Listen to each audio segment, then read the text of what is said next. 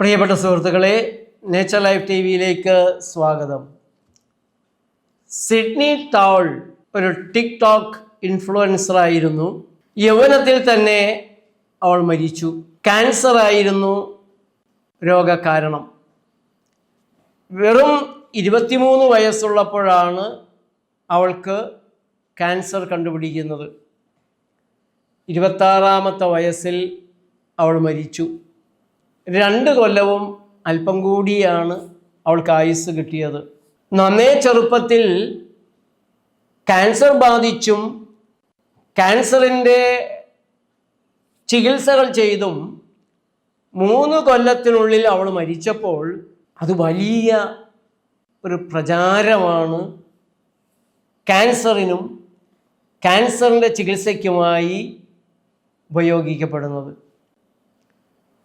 അവളുടെ ക്യാൻസർ ജീവിതത്തെ, ചികിത്സയോടൊപ്പമുള്ള അവളുടെ ദിനങ്ങളെ അവൾ ലോകത്തുള്ളവരുമായി പങ്കുവച്ചു. ധാരാളം പേരിൽ ക്യാൻസറിനെ കുറിച്ചുള്ള അവബോധം നൽകി. ക്യാൻസർ ചികിത്സകളെ ഭയക്കാതെ ജീവിക്കണമെന്ന സന്ദേശം നൽകി. ക്യാൻസറിൻ്റെ ചികിത്സകളുടെ ഭീകരതകൾക്കിടയിലും അവൾ നീന്തി മോഡലിംഗ് നടത്തി. അങ്ങനെ ആ പെൺകുട്ടിയെ വലിയ ഒരു ഹീറോയിനായി വാഴ്ത്തുകയാണ് പത്രമാധ്യമങ്ങൾ, ലോകമെമ്പാടുമുള്ള പത്രമാധ്യമങ്ങൾ. അതേസമയം ഈ പെൺകുട്ടി എങ്ങാനും ഈ 2.5 കൊല്ലത്തെ 3 കൊല്ലത്തെ ചികിത്സയ്ക്കിടയിൽ ഒരു പ്രകൃതി ചികിത്സ എങ്ങാനും കണ്ടിരുന്നെങ്കിൽ, അതനുസരിച്ച് ഒന്നും ചെയ്തിട്ടുണ്ടാകണമെന്നില്ല, ഒന്ന് പോയി കണ്ടു എന്നുള്ളതെങ്കിലും മതിയായിരുന്നു. എന്താകുമായിരുന്നു ഭൂകമ്പം! അല്പം ഹോമിയോയോ അക്യുപഞ്ചറോ അക്യുപ്രഷറോ ആയുർവേദമോ ഏതെങ്കിലും തരത്തിലുള്ള മറ്റൊരു ചികിത്സയ്ക്ക് പോയിരുന്നെങ്കിൽ ഈ 3 കൊല്ലം കൊണ്ട് മരിച്ചത് അതുകൊണ്ട് മാത്രമാണ് എന്ന് പറഞ്ഞ് നമ്മുടെ നാട്ടിൽ നമ്മൾ കണ്ടിട്ടുള്ളതല്ലേ. സലീം കുമാർ എന്ന സിനിമാ നടൻ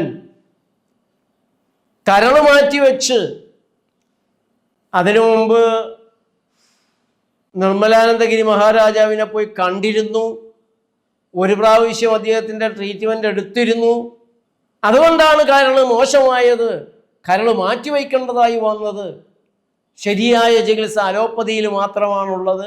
കരൾ മാറ്റിവെക്കലാണ് ഏറ്റവും നല്ല ചികിത്സ, ശരിയായ ചികിത്സ. ശരിയാണ്, മറ്റു വിഭാഗങ്ങളിലൊന്നും അങ്ങനെയുള്ള ചികിത്സകളൊന്നുമില്ല. അപ്പോൾ അതിനു മുമ്പും പലരുടെയും കാര്യത്തിൽ നമ്മളിത് കേട്ടുകൊണ്ടിരിക്കുന്നതാണ്. അലോപ്പതിയിൽ പോയി എന്ത് സംഭവിച്ചാലും ആരും ഒന്നും മിണ്ടാൻ പാടില്ല. അതിനെ വാഴ്ത്തിപ്പാടാനും ആളുണ്ടാവും. ഇന്നസെൻറ്റിൻ്റെ ക്യാൻസർ ചികിത്സയുടെ കാര്യം നമുക്കറിയാമല്ലോ. കോടിയേരി ബാലകൃഷ്ണൻ്റെ ക്യാൻസർ ചികിത്സയെക്കുറിച്ച് നമുക്കറിയാം. കമാ എന്നവർ മിണ്ടുകയല്ല. എന്നാൽ ഉമ്മൻചാണ്ടിയുടെ കാര്യത്തിൽ എന്തായിരുന്നു ഭൂകമ്പം! കോടിയേരി ചികിത്സ കൊണ്ട് ജീവിച്ചതിനേക്കാൾ കൂടുതൽ ആരോഗ്യത്തോടെ, കൂടുതൽ മെച്ചമുള്ള ദിവസങ്ങൾ, കൂടുതൽ നാളുകളിൽ അദ്ദേഹം മുന്നോട്ട് പോയി. അലോപ്പതി ചികിത്സയ്ക്ക് വിമുഖത കാണിച്ചയാളാണ് ഉമ്മൻചാണ്ടി. മറ്റു പല ചികിത്സകളുമാണ് അദ്ദേഹം എടുത്തിരുന്നത്. അതിൻ്റെയൊക്കെ മെച്ചം അദ്ദേഹത്തിന് ഉണ്ടാകുകയും ചെയ്തു. ക്യാൻസറിൻ്റെ കീമോതെറാപ്പിക്കും റേഡിയേഷനുമൊക്കെ പോകുന്നവരുടെ ദുരിതം എത്രയാ ഞാൻ കാണുന്നത്, നിങ്ങളും കാണുന്നുണ്ടാകും. ഏതായാലും സിഡ്നി ടൗൾ എന്ന് പറയുന്ന ആ പെൺകുട്ടിയുടെ രോഗത്തോടൊപ്പം ചികിത്സയും ഭീകരമായി വേട്ടയാടിയ നാളുകളിൽ അവൾ വളരെ ധൈര്യശാലിയായിരുന്നു എന്നുള്ളൊരു തർക്കമില്ല. അങ്ങനെ തന്നെയാണ് വേണ്ടത്. ഒരു രോഗത്തെയും നമ്മൾ ഭയക്കേണ്ട കാര്യമില്ല, പ്രത്യേകിച്ച് ക്യാൻസറിനെ. കാരണം ഓരോ നിമിഷവും മനുഷ്യ ശരീരത്തിൽ നിരവധിയായ കോശങ്ങൾക്ക് കേടുപറ്റുന്നുണ്ട്. കോശങ്ങളുടെ DNA തകരാറ് സംഭവിക്കുന്നുണ്ട്. അതിനെ റിപ്പയർ ചെയ്യാനുള്ള സംവിധാനം ശരീരത്തിലുണ്ട്.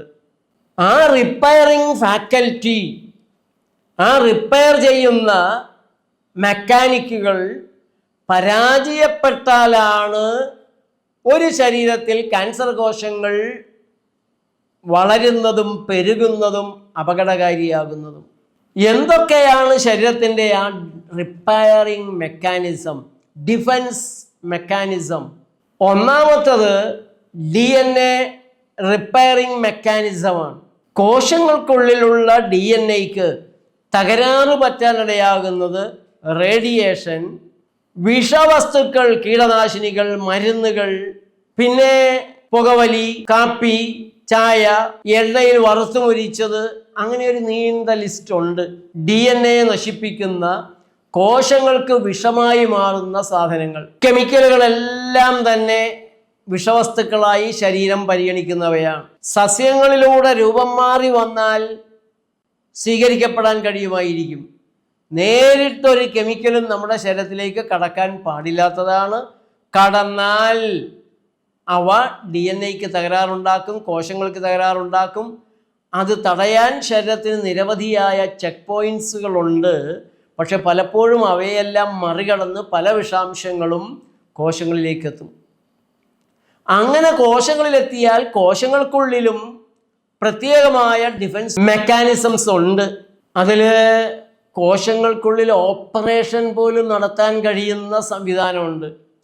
കേടുപറ്റിയ DNA-യുടെ ഭാഗത്തെ മുറിച്ചു മാറ്റി പുതിയതും കൃത്യവുമായ ഭാഗം അവിടെ വെച്ചു പിടിപ്പിക്കാൻ കഴിയുന്ന എൻസൈമുകൾ, പ്രത്യേകതരം എൻസൈമുകൾ, നമ്മൾ കരുതുന്നതിനേക്കാൾ എത്രയോ അത്ഭുതകരമാണ് നമ്മുടെ ശരീരത്തിൽ നടക്കുന്ന ഓരോ കോശത്തിലും നടക്കുന്ന പ്രവർത്തനം. ക്യാൻസറായി മാറാനിടയാകുന്ന രീതിയിൽ DNA ഡാമേജൊക്കെ വരുന്ന കോശങ്ങളെ നേരെയാക്കാൻ കോശങ്ങൾക്കുള്ളിൽ സംവിധാനങ്ങളുണ്ട്. ആ സംവിധാനം പരാജയപ്പെട്ട് കഴിഞ്ഞാൽ ഉണ്ടാകുന്ന തകരാറുകൾക്ക്, ഉണ്ടാകുന്ന ക്യാൻസറിനെ ചികിത്സിക്കുക എന്നതാണോ? അതിനെ പരിഹരിക്കാനുള്ള ശരീരത്തിൻ്റെ സ്വാഭാവികമായ പ്രതിരോധ സംവിധാനം എന്തുകൊണ്ട് പരാജയപ്പെട്ടു? അതിനെ നന്നാക്കുക കൂടെ ചെയ്യാനുള്ള പ്രവർത്തനങ്ങളാണോ? ഏതിനാണ് പ്രാധാന്യം നൽകേണ്ടത്? ഇനി മറ്റൊന്നാണ് കോശചക്ര നിയന്ത്രണം, സെൽ സൈക്കിൾ ചെക്ക് പോയിന്റ്സ്. ഓരോ കോശവും വിഭജിച്ച് പുതിയ കോശങ്ങളാകുന്നതിന് മുമ്പ് എന്തെങ്കിലും തകരാറ് അതിലുണ്ടോ? അതിനെ പരിഹരിക്കാൻ, വിഭജനത്തിൽ തകരാറുണ്ടോ, വിഭജിക്കപ്പെട്ടു വന്നതിൽ തകരാറുണ്ടോ, അതിനെയും പരിഹരിക്കാനുള്ള സംവിധാനങ്ങളാണ് സെൽ സൈക്കിൾ ചെക്ക് പോയിന്റ്സ് എന്ന് പറയുന്നത്. ഗാർഡിയൻ ഓഫ് ദി ജീനോം, കോശത്തെ പെരുകാൻ അനുവദിക്കില്ല. DNA തകരാറ് സിസ്റ്റം പരിഹരിക്കുന്നത് വരെ, റിപ്പയർ ചെയ്യുന്നത് വരെ കോശവിഭജനത്തെ P53 തടഞ്ഞു നിർത്തുന്നുണ്ട്. അപ്പോൾ അനിയന്ത്രിതമായി ഒരു കോശം, തകരാറിലായ കോശം, ക്യാൻസർ കോശം പെരുകി ട്യൂമർ ഫോം ചെയ്യുന്നത് ഈ P53 പരാജയപ്പെടുന്നത് കൊണ്ടാണ്. സെൽ സൈക്കിൾ ചെക്ക് പോയിന്റ്സ് പരാജയപ്പെടുന്നത് കൊണ്ടാണ്. DNA റിപ്പയർ മെക്കാനിസംസ് പരാജയപ്പെടുന്നത് കൊണ്ടാണ്. ചെയിൻ ഓഫ് പരാജയങ്ങൾ, പല പരാജയങ്ങൾ ഉണ്ടായി കഴിയുമ്പോഴാണ് ഒരു ശരീരം ക്യാൻസറിലേക്ക് വീഴുന്നത്. അപ്പോൾ ക്യാൻസറിന് നേരെയുള്ള യുദ്ധം നടത്തിക്കൊണ്ടിരുന്നു എന്ന് കരുതി ഒരു ശരീരം ക്യാൻസർ മുക്തമാകുന്നില്ല. അതറിയാവുന്നത് കൊണ്ടാണ് 6 മാസം കൂടുമ്പോൾ പരിശോധനയ്ക്ക് വരണം എന്ന് പറഞ്ഞു വിടുന്നത്. ഇത് വരാതിരിക്കാനുള്ള നടപടിക്രമങ്ങൾ മരുന്നുകളുടേതോ വാക്സിനുകളുടേതോ മറ്റെന്തെങ്കിലും തരത്തിലുള്ള സൂത്രപ്പണിയുടേതോ അല്ല. ആൻറ്റി ക്യാൻസറസ് ആയ ഒരു ജീവിത രീതിയാണ്, ആൻറ്റി ക്യാൻസറസ് ആയ ഒരാഹാര പാനീയ മാനസികമായ തലങ്ങൾ ഉൾപ്പെടുന്ന ജീവിത രീതിയാണ്. മൂന്നാമതായി അപ്പോപ്റ്റോസിസ്. ഞാൻ പല പ്രാവശ്യവും പറയാറുള്ളതാണ് ഈ അപ്പോപ്റ്റോസിസിനെ കുറിച്ച്. നേച്ചർ ലൈഫ് TV സ്ഥിരമായി കേൾക്കുന്നവർക്ക് പരിചിതമായ ഒരു വാക്കാണത്. കോശങ്ങൾക്ക് സംഭവിച്ചു കഴിഞ്ഞ കേട് പരിഹരിക്കാൻ പറ്റാത്തതാണെങ്കിൽ ആ കോശം ശരീരത്തിന് വെല്ലുവിളിയായി, ഭീഷണിയായി, ഭാവിയിലെ ക്യാൻസറായി തീരാൻ സാധ്യതയുണ്ടെങ്കിൽ ആ കോശത്തെ ഇല്ലാതാകാനായിട്ട് പ്രേരിപ്പിക്കും. ആ കോശത്തെ മരണത്തിന് നിർബന്ധിക്കും. സ്വയം ഇല്ലാതെയാകാൻ നിർബന്ധിക്കും, പ്രേരിപ്പിക്കും. ആത്മഹത്യ, പ്രേരണ, കുറ്റമൊന്നും അവിടെ പറഞ്ഞിട്ട് കാര്യമില്ല. പ്രോഗ്രാംഡ് സെൽ ഡെത്തിന്, അതാണ് അപ്പോപ്റ്റോസിസ്. അത് കോശം ചെയ്തേ പറ്റൂ, ചെയ്യിപ്പിക്കും. ഈ 3 നടപടികളുടെ ഘട്ടങ്ങളും പരാജയപ്പെട്ടാലും പിന്നെയും ശരീരത്തിന് പ്രതിരോധ പ്രവർത്തനങ്ങളുണ്ട്. അതെന്താണ്? അതാണ് ശരീരത്തിൻ്റെ രോഗപ്രതിരോധ വ്യവസ്ഥ, ഇമ്മ്യൂൺ സിസ്റ്റം. ഈ കോശങ്ങളിൽ നടക്കുന്ന, കോശങ്ങൾക്ക് ഇപ്പുറത്ത് നടക്കുന്ന ഈ 3 ഇടപെടലുകളും പരാജയപ്പെട്ടു കഴിഞ്ഞാൽ അനിയന്ത്രിതമായി വളരുന്ന കോശത്തെ നേരെയാക്കാൻ, അല്ലെങ്കിൽ അതിനെ ഇല്ലാതെയാക്കാൻ ശരീരത്തിൻ്റെ പ്രതിരോധ വ്യവസ്ഥ രംഗത്തിറങ്ങും. അതായത് കുടുംബത്തിൽ പ്രശ്നങ്ങൾ ഉണ്ടാക്കുന്നവനെ കുടുംബത്തിൽ തന്നെ അച്ഛനും അമ്മയും നേരെയാക്കാൻ നോക്കും. അവർക്കത് പറ്റാതെ വന്ന് പ്രശ്നം പുറത്തേക്ക് ഇറങ്ങുമ്പോൾ പോലീസുകാർ ശ്രമിക്കും. പോലീസുകാരും ശ്രമിച്ചിട്ട് പരാജയപ്പെട്ടാൽ അവനെ ജയിലിലേക്ക് കോടതി വിടും. ജയിലിലെ വാർഡന്മാർ അവനെ നേരെയാക്കാൻ നോക്കും. അവിടെയും നേരെയാവാതെ ജയിൽ ചാടാനെല്ലാം ശ്രമിച്ചാൽ, അത് കണ്ടുപിടിച്ചാൽ അവിടെ വെച്ച് തന്നെ ഓടുന്ന വഴിയൊക്കെ ആണെങ്കിൽ വെടിവെച്ച് കൊന്നു വരും. ഇല്ല എങ്കിൽ വളരെ കൂടുതൽ കടുത്ത ശിക്ഷാ നടപടികളും കൂടുതൽ കാലത്തെ തടവും, ചിലപ്പോൾ ഏകാന്ത തടവ് പോലും കിട്ടിയെന്ന് വരും. അതുപോലെ തന്നെയാണ് ശരീരത്തിൻ്റെ പ്രതിരോധ സംവിധാനങ്ങളുടെ ക്രമീകരണവും. ഇവിടെ ശരീരത്തിൻ്റെ രോഗപ്രതിരോധ വ്യവസ്ഥയുടെ, പ്രത്യേകിച്ച് ക്യാൻസറാകാൻ സാധ്യതയുള്ള കോശങ്ങളെ കണ്ടുപിടിച്ച് നശിപ്പിക്കാൻ പട്ടാളം റോന്തു ചുറ്റുന്നത് പോലെ ഈ ശരീരത്തിലുടനീളം സഞ്ചരിച്ചു കൊണ്ടേയിരിക്കുന്ന T സെല്ലുകളുണ്ട്. NK സെല്ലുകളെന്നും അവയെ പറയാറുണ്ട്, നാച്ചുറൽ കില്ലർ സെല്ലുകളെന്നും പറയാറുണ്ട്. ഇത്രയേറെ ജാഗ്രതയുള്ള, ശക്തമായ, പല നിലകളിലുള്ള പ്രതിരോധ വ്യവസ്ഥകൾ, സംവിധാനങ്ങൾ നമ്മുടെ ശരീരത്തിലുണ്ടായിട്ടും പിന്നെ എന്തുകൊണ്ടാണ് ക്യാൻസറിലേക്ക് നമ്മൾ വീണു പോകുന്നത്? അതും എത്രയാണ് ആളുകൾ ഇന്ന് ക്യാൻസറിന് കീഴ്പ്പെട്ടുകൊണ്ടിരിക്കുന്നത്? തിരുവനന്തപുരത്ത് RCCയുടെ മുന്നിൽ തിരക്ക്. കേരളത്തിൻ്റെ തെക്കേ അറ്റം തുടങ്ങി വടക്കേ അറ്റം വരെ. എന്തിന് ഇന്ത്യ മൊത്തം അല്ല, ലോകം മൊത്തം ഇന്ന് ക്യാൻസറിൻ്റെ നീരാളിപ്പിടുത്തത്തിലാണ്. ഞണ്ടാണതിൻ്റെ സിമ്പല്.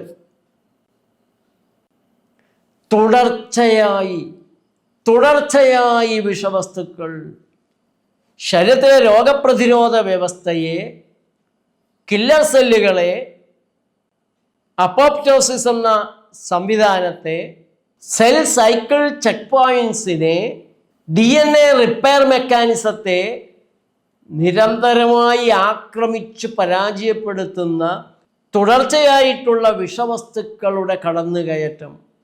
അല്പം വിവേകത്തോടെ ജീവിക്കാൻ നമ്മുടെ മനുഷ്യർക്ക് സാധിച്ചേ തീരൂ. അന്തരീക്ഷം വിഷമയമായി, വെള്ളം മലിനമാക്കപ്പെട്ടു, ഭക്ഷണം മായം ചേർന്നതാണ്, പ്രോസസ്സ് ചെയ്യപ്പെട്ട ഭക്ഷണ സാധനങ്ങൾ ക്യാൻസറിൻ്റെ വാതിൽ തുറക്കുകയാണ്. അങ്ങനെ ആകെ വിഷമയമായ ഒരു സമൂഹത്തിൽ ജീവിക്കുന്ന മനുഷ്യൻ ഏതായാലും എല്ലായിടത്തും വിഷമാണ്, എന്നാൽ ഞാൻ കുറച്ചുകൂടെ വിഷം എടുത്ത് കുടിച്ചോട്ടെ എന്ന് പറഞ്ഞ് ചായ, കാപ്പിയും കോളയും എനർജി ഡ്രിങ്കുകളും ഇതെല്ലാം ക്യാൻസർ പാനീയങ്ങളാണ്. ക്യാൻസർ ഉണ്ടാക്കുന്ന തരത്തിലുള്ള പ്രോസസ് ചെയ്ത ഭക്ഷണ സാധനങ്ങളും പഞ്ചസാരയും വനസ്പതിയും മൈദയും പിന്നെ എക്സിപ്പിയൻസ് എന്ന പേരിൽ നിരവധി ക്യാൻസർ ഘടകങ്ങൾ ചേർന്ന വാക്സിനുകൾ, ഫോമൽഡിഹൈഡ് വരെ ചേർന്ന, അലൂമിനിയം സാൾട്ട് ചേർന്ന വാക്സിനുകൾ. ഇത് പറയുമ്പോൾ ചിലർക്കെല്ലാം കുരു പൊട്ടുമെന്ന് എനിക്കറിയാം. ഒരു കാരണവശാലും മരുന്നുകൾ കഴിക്കരുത്. ഇന്നൊരു രോഗം മാറ്റിത്തരും, നാളെ മരുന്നുകൾ ക്യാൻസർ ഉണ്ടാക്കിത്തരും. അതുകൊണ്ടാണ് സുഹൃത്തുക്കളെ, കഴിഞ്ഞ 50 കൊല്ലമായി ക്യാൻസറിന് പെരുകുന്നത്, ക്യാൻസറിൻ്റെ ആശുപത്രികൾ പെരുകുന്നത്. ക്യാൻസറിൻ്റെ ആശുപത്രിക്ക് പുറമെ പാലിയേറ്റീവ് കെയർ യൂണിറ്റുകൾ കൂടെ കൂണുകൾ പോലെ നാട് മുഴുവൻ മുളച്ചിരിക്കുന്നു. ക്യാൻസർ ചികിത്സ വിജയമായിരുന്നെങ്കിൽ നിങ്ങൾ പാലിയേറ്റീവ് കെയർ യൂണിറ്റുകളൊന്ന് സന്ദർശിക്കണം. അപ്പോൾ നിങ്ങൾക്ക് മനസ്സിലാക്കാൻ സാധിക്കും ഈ ക്യാൻസറിൻ്റെ ചികിത്സ എത്രത്തോളം വിജയമാണ്.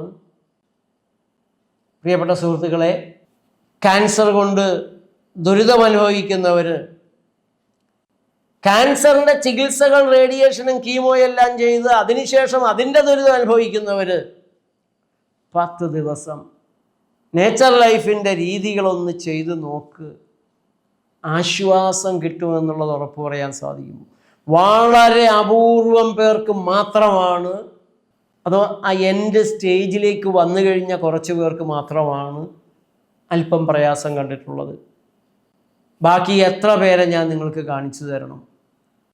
ആശ്വാസത്തോടെ, സമാധാനത്തോടെ, സന്തോഷത്തോടെ. ഒരു ഘട്ടം കഴിഞ്ഞവർ മരിക്കുമായിരിക്കും. അതിപ്പോൾ പ്രായമായ മനുഷ്യൻ മരിക്കണം. ജനിക്കുമ്പോൾ തന്നെ ജീനിൻ്റെ അളവ് നിശ്ചയിക്കപ്പെട്ടിട്ടുണ്ട്. അത് നീട്ടിയെടുക്കാനൊന്നും ആരെക്കൊണ്ടും സാധിക്കില്ല. ഏതായാലും പ്രകൃതി രീതികൾ ഒന്നുപോലും നിങ്ങൾക്ക് ദുരിതം തരുന്നതല്ല. പ്രകൃതി രീതികൾ ചെയ്യുന്നത് കൊണ്ട് നിങ്ങൾ നേരത്തെ മരിച്ചു പോകത്തില്ല. ആശ്വാസവും സമാധാനവും അതോ നല്ലൊരു ശതമാനവും ഉറപ്പ് തന്നെയാണ്. പ്രിയപ്പെട്ട സുഹൃത്തുക്കളെ, നിങ്ങളുടെ അനുഭവങ്ങളൊന്ന് എഴുതണം. നിങ്ങളുടെ അറിവിൽ, നിങ്ങളുടെ പരിചയത്തിൽ ഇന്നൊരു ക്യാൻസർ രോഗിയുടെ ദുരിതം കണ്ട് തകർന്ന മനസ്സോടെ കരയാത്ത കുടുംബങ്ങളില്ല എന്നായിട്ടുണ്ട്. അതുകൊണ്ട് നിങ്ങളുടെ അനുഭവങ്ങളൊന്ന് എഴുതണം, കമൻറ്റുകൾ എഴുതണം. കഴിയുന്നത്ര ആളുകൾക്ക് അയച്ചു കൊടുക്കണം. രക്ഷപ്പെടാൻ കഴിയുന്നവർ രക്ഷപ്പെടട്ടെ. നന്ദി, നമസ്കാരം.